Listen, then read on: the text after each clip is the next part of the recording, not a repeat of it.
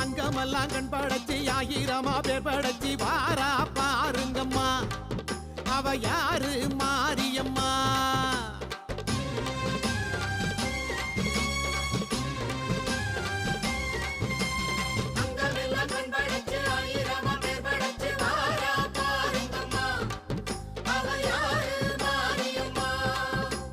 கண்ணபுரத்தா அவ என்ன படைச்சா